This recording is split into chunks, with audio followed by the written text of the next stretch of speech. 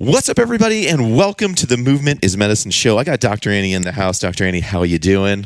I'm so good, Barry. It's been a classic Tuesday morning that felt like a Monday, and I'm ready to talk about our topic today. Which is a very interesting topic. Today we're going to get into inflammation. It's good for us in the sense that without inflammation, we would literally die. But on the flip side, inflammation kind of at the root cause of most disease. So today we want to explore this topic a little bit because it's a little confusing. Good inflammation versus bad inflammation. Yeah, I mean, it's a really big topic. And we see it all the time and we hear about it all the time. Our body responds to it all the time. And there's interesting theories on it. I mean, I think everyone's vaguely aware of it. But really, the more you dive into sort of, we'll say, the negative aspects of inflammation, we really learn that its root cause in most major diseases in this country. So whether we're looking at Alzheimer's, heart disease, cancers, asthma, the list goes on and on. Pretty much all the big killers, and then pretty much everything else as well. Yeah, inflammation is it. Like we hear about it all the time. We talk about it all the time. Most of us are aware of it. To a certain extent, like I shouldn't eat sugar, Right, totally. I was going to say, I feel like inflammation has picked up steam in the media just recently, really over the last, 5 years. If I think back like 10 years ago, I can't really remember hearing that much about inflammation as a root cause type thing. But these days, I feel like it is getting to be more known that we have these inflammation states, these chronic inflammation states that are directly linked and kind of causative of other disease down the pipeline. Yeah, and I think there's just been a lot of misinformation too. Like, let's take, for example, heart disease, right? We always understood it to be, I'm eating too much fat type of high cholesterol issue. And I'm not saying that is completely not part of the equation, but inflammation is now being understood to be really the root cause behind that. So yeah, I mean, I think everyone's sort of ticking around and turning their head towards inflammation. But I think we should talk about inflammation a little bit, like just in what it does. Let's kind of get the basics established. Yeah. Kind of around so let's talk about acute inflammation, like you sprain your ankle, right? Or you cut yourself or anything like that. Like then our body goes into an acute inflammation response, which I like to say it's a response with a purpose, right? It's going in to solve a problem. And the body is really brutal. Like it basically kills off that inflammatory response, that pathogen. It's a chemical attack and it kills it. It either eats it or drowns it. Let's say if we're looking at a pathogen, for example. And then it walls it off, completely blocks it off, repairs the area, and activates the healing response. And then I think the key thing after that is it turns back off again. And that's where that's one of the key things that differentiates acute inflammation from more chronic inflammation. Because chronic inflammation doesn't turn off, right? The body keeps attacking. Keeps these attacks going, keeps some of this process going at a low or high level, right? And that leads to the bad stuff. But on the flip side, where inflammation really is a beneficial response is we're very clearly in these acute situations, cut, infection, bacterial, viral agents, something like that, sprain, acute injury, break, whatever. That's how the body responds to an invasion or massive disruption, right? To kind of curtail the damage, limit it, kind of contain it, and then start the healing process. Yeah, and I mean, and not just what we think of like a cut, but all the microbes and the allergens and the toxins that we get every day. Like we absorb a lot, even if we try to be clean. Like we're using healthy skincare and we're eating organic foods and we're trying to limit pathogens and bad stuff, toxins, heavy metals from entering our body. We still get a lot in, but we breathe it, and so the body is consistently looking at all these trillions of molecules and deciding, are they good or are they bad? And what do we do with them? Like it's this huge, massive, insane cataloging system, right? So it's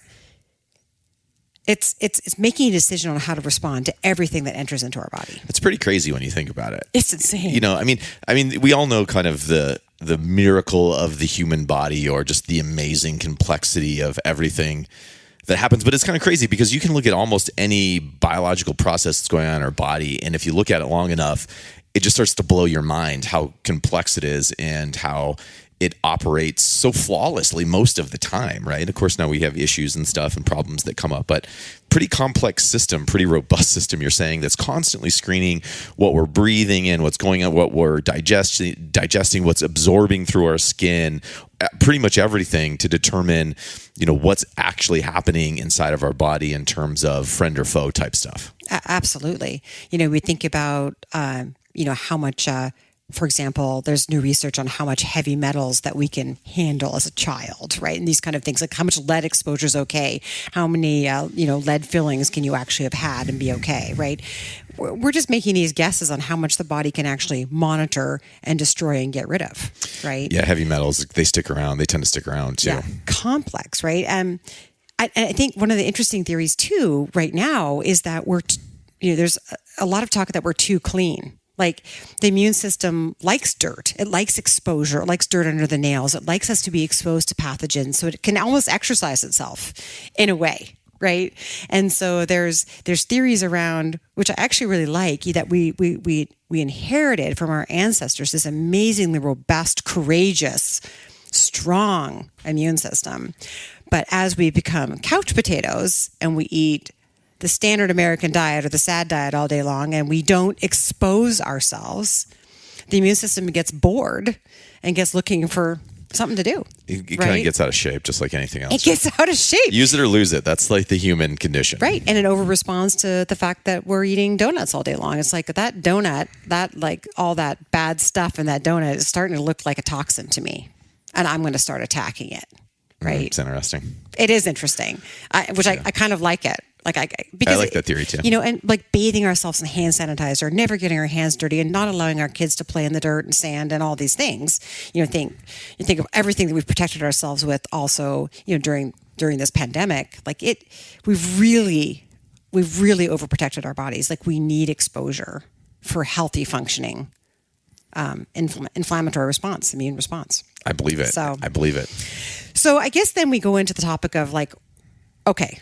So that's kind of inflammation, and we talked about the acute. So then what's this kind of chronic inflammation state? That's kind of a good lead-in. I mean, because kind of what you're describing there is the body starting to respond to all types of different things as potential stressors or dangers, even when they're not necessarily to that same degree as maybe like a pathogen.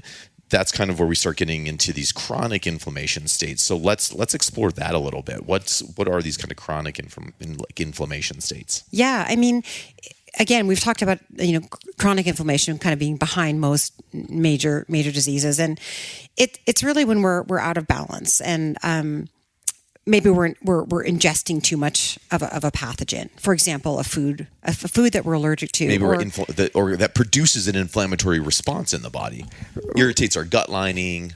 Right. Or, in the case of sort of a leaky gut situation, which most people are somewhat familiar with, that being that, the tight junctions in the gut are no longer tight junctions.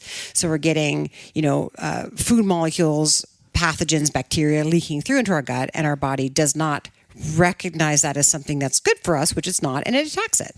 So we get this inflammatory response in our gut, which is a lot of people are dealing with this type of situation.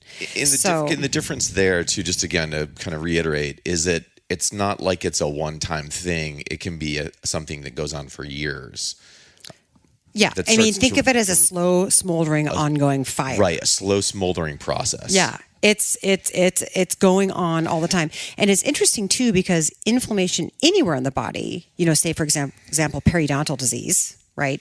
That can cause that ongoing. Your body is always getting that ongoing trigger to respond to that. So it's not always like a persistent food trigger, but often it's a persistent food trigger. And our system is seeing it so much and it can't shut down anymore. And that's the big thing. So the inflammatory response keeps perpetuating itself. And it's very destructive, right? I mean, it destroys tissues, as we talked about that's what it's supposed to do, right? So it destroys tissues. But when it's ongoing, and it's not shutting off, that's when we really start getting into trouble in our body. So I think the other interesting thing to talk about is we think of free radicals as like a bad thing, right? But free radicals are produced when we are in an acute inflammatory response. So if we're not stopping our inflammatory response. So switching now to that chronic inflammation. We're producing free radicals and we're living on the sad American diet and we're not eating antioxidants from a plant source like blueberries, for example. We're not absorbing enough of those. We're unable to fight down that free radical production. So we're getting a real huge increase in free radicals in our body, which is not good for us. Right.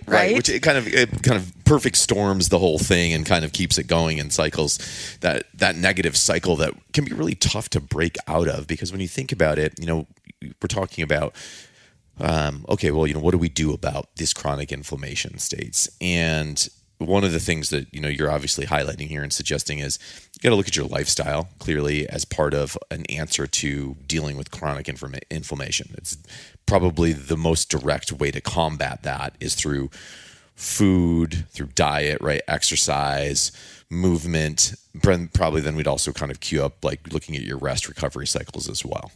Yeah, I think really, the first step is definitely food. I mean, food is the best medicine. It is medicine, and it's the first step. But I think really, a lot of people think I've got chronic inflammation. There's so much that can be done when working with a naturopath or a functional medicine doctor to really figure out what's going on. I mean, there can be a lot of overlays. The first thing is to identify, really, is this something that's going on in your body, right? And then repairing from chronic inflammation is usually pretty multifactorial. The simplest approach is to start with food. Absolutely. And that's a whole nother conversation that we can get into, how to do that, because it's not simple really, because it's actually very complicated, but, it's not it's not going to typically, you're not going to find the answer in a pill. You're not going to find it in the medicine cabinet. Well, and the pill answer is way downstream from what's really happening. So when you work with a good naturopath or functional medicine doctor or someone like that, then you're going to be looking upstream at the whole process, right? And that's where you need to start. Yeah, I think that, a big part of always answering this kind of question, maybe you're in a chronic inflammation state, maybe it started to manifest even as some type of disease state, like is something where you're seeing maybe metabolic syndromes kicking in, or maybe there's some concerns with heart issue, cholesterol, cardiovascular health, etc. This is absolutely, to your point, where you want to switch into getting a personalized approach and a personalized plan to really understand what's going on with your unique situation and your unique body. And you're not going to typically find that in just your standard MD primary care facility or urgent care, simply because that's not that model. It's not built to do what needs to be done, which is to really get into and do some very specific testing around a variety of different factors that are unique to you and come up with a picture of what's happening with your body. And to bring up the naturopathic or functional medicine type approach, that is the approach. That is step one. It would be like get synced up with like a really great naturopathic doctor or functional med doctor.